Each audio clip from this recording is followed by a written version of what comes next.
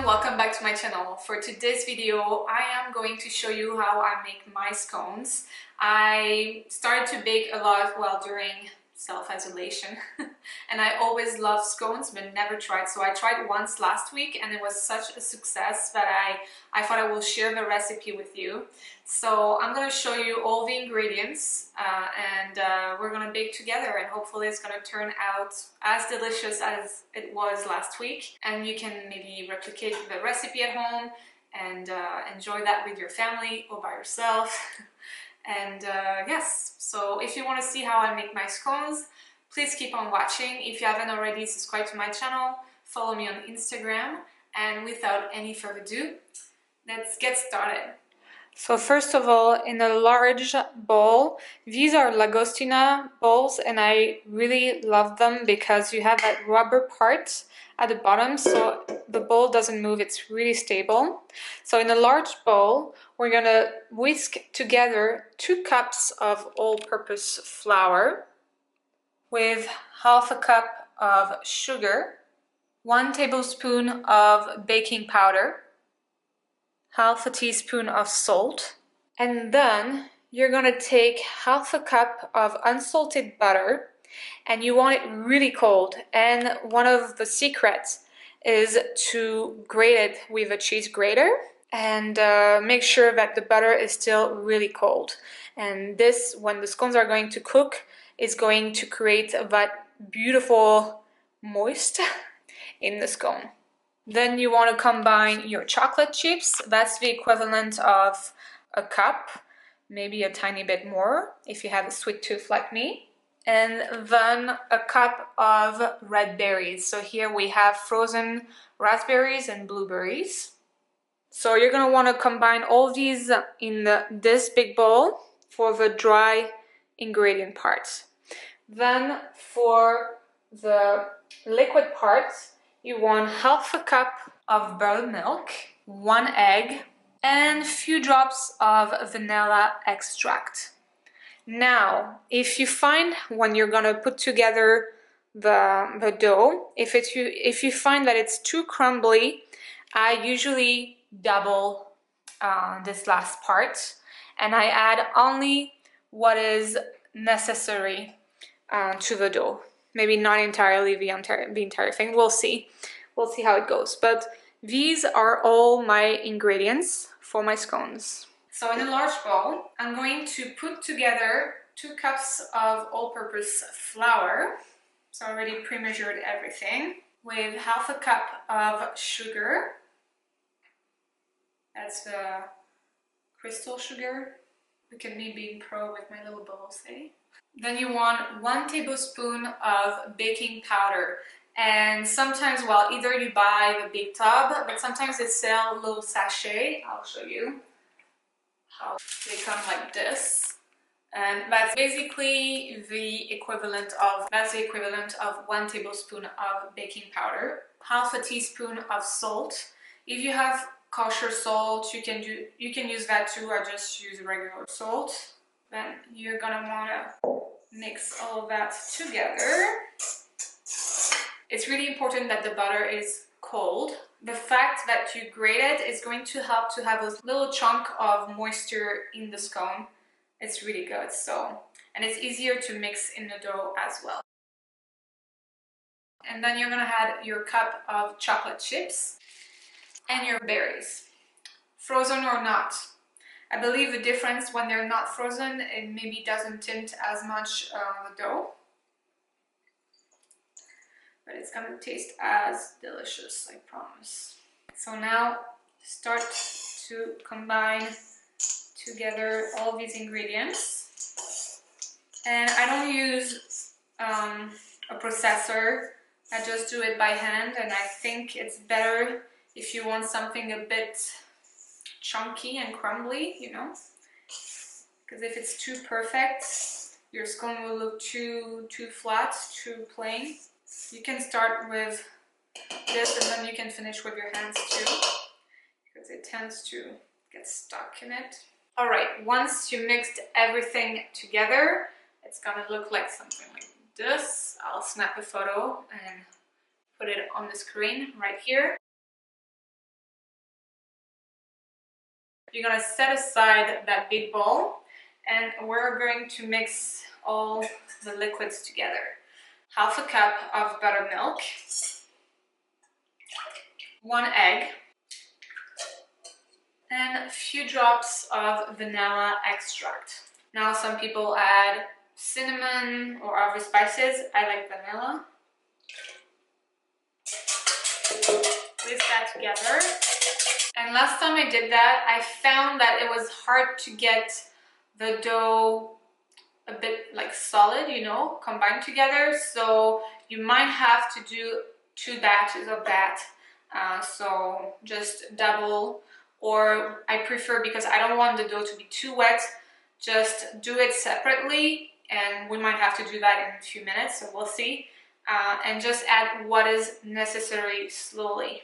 So we're gonna add this to the dry ingredients, and if your hands are clean, it's easier with the hands. And just massage everything together until it forms your dough. It's fun, it's relaxing, and then it feeds you for a few days, or it's nice right now to bring something to your friends or your family. And if your fruits are getting a bit smashed, that's all right. It will taste as good. Yeah, this one, maybe the raspberries are a bit more wet or bringing a tiny bit more moisture to the dough. And the thing is, like, you don't want to work it too much because you want it to be a bit crumbly and chunky. You want to take that out on a clean counter. So I cleaned my counter right before. Actually, my assistant slash husband just got in the kitchen and helped me to stop the camera, flour the counter, so that way I don't have to rinse my hands twice. Okay, so we're gonna take that dough and put it on the counter, and you make a bowl. It might be a bit messy if you added more flour, or if you don't use raspberries or something that has a lot of hydration to the dough. It might be a bit challenging for you to put together the crumbs and the dough together as into a bowl. If it is the case, just add more buttermilk and 1 egg, and add just strictly what is necessary for it to stick together. But here, today it's good, it's working. So you're gonna make a bowl. We lowered the camera a tiny bit. So when you have your bowl, you're going to flatten it about like 1 inch thick, and you're gonna fold it. And you're gonna repeat that several times, and then you turn it. Whoop. And your fruits might get a bit smashed. That's okay. Try not to push too hard on them, but if it happens, that's all right. And fold it again and turn. And try to make it circular again. If it's not circular, that's not a big deal. It doesn't have to be a perfect circle, but just so you can have your slices. So this is how it looks like so far. I would say it's about 1 inch thick, maybe a tiny bit higher. Don't do it too high because it's going to rise in the oven. But so far this is how it looks like. All right, and now we're going to cut it into 8 pieces. So first in half. I don't have a baker knife. It's on my list.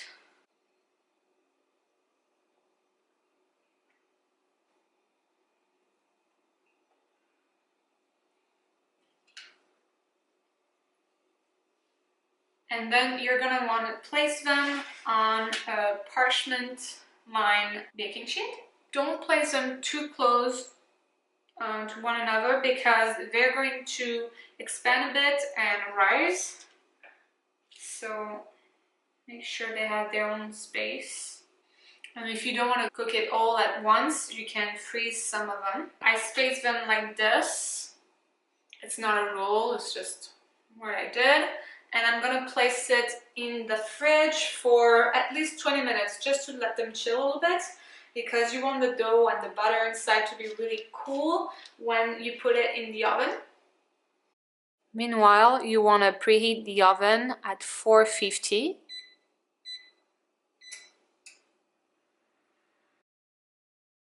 Okay, oven is warm. Scones are chilled.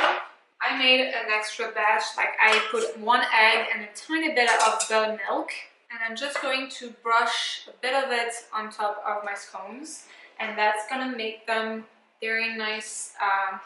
They're gonna look nice and a bit shiny. It's a nice finishing touch. If you have a silicone brush, that's the best. And I can't wait for the smell. It smells so good in the kitchen, in the house. I'm going to place the tray in the oven, in the middle of the oven. And for cooking time, I would say about 20 minutes. Now we'll check with a knife and see that nothing comes out when you poke a scone. Okay, and now let's just wait. It's going to smell amazing in like a few minutes now. I'll wait. It smells so good. It smells so good. Okay, so another 5 seconds, and we're gonna see if it needs a tiny bit more. So for this, there you go. So I'm gonna put a knife, poke one of them. Woo. Oh, careful because the oven is hot, obviously. It smells amazing. I'm gonna show you.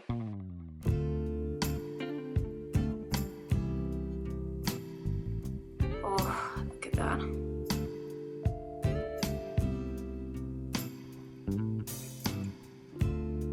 Perfect. They're done.